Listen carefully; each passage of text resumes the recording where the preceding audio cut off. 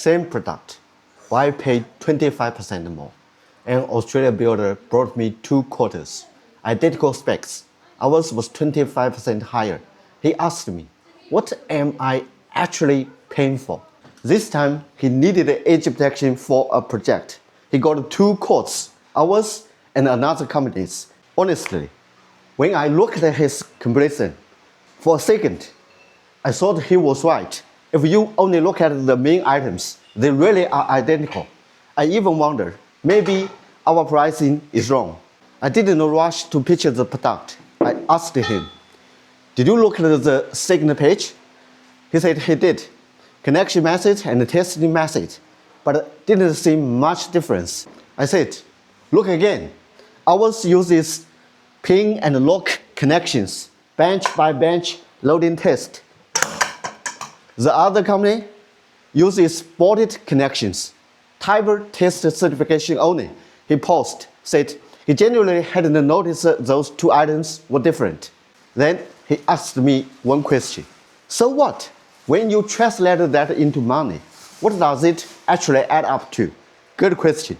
I didn't talk about the steel. I didn't talk about the welding. I asked him 4 questions. First, installation speed, pin and lock, a worker inserts and locks, done in seconds. Bolted connections, align holes, thread bolts, tighten, then check. Each connection point takes 2 or 3 times longer. A project has hundreds of connection points. The installation days added up to completely different numbers. Second, labor cost. Every extra day of installation, your crew is on site, getting paid. That money isn't on the quarter, but it's coming out of your pocket. Third, the other trades waiting. Edge protection is a prerequisite for every other trade. It's delayed by 1 day. Rebar, formwork, concrete, everything gets pushed back.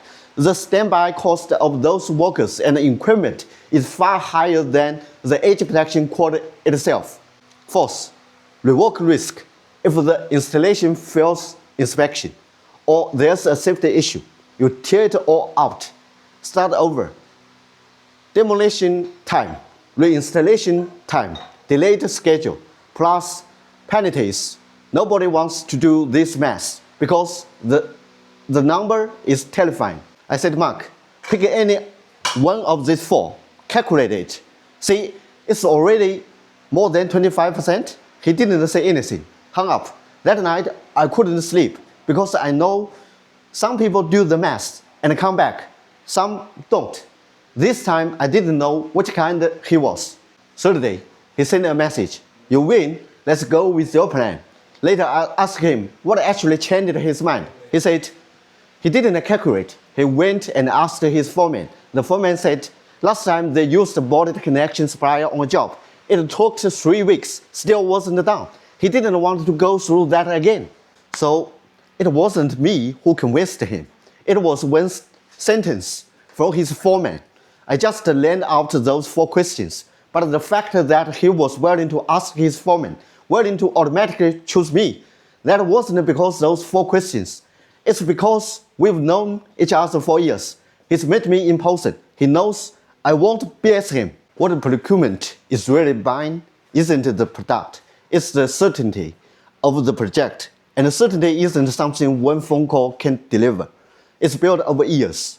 Anyone encountered something similar in procurement?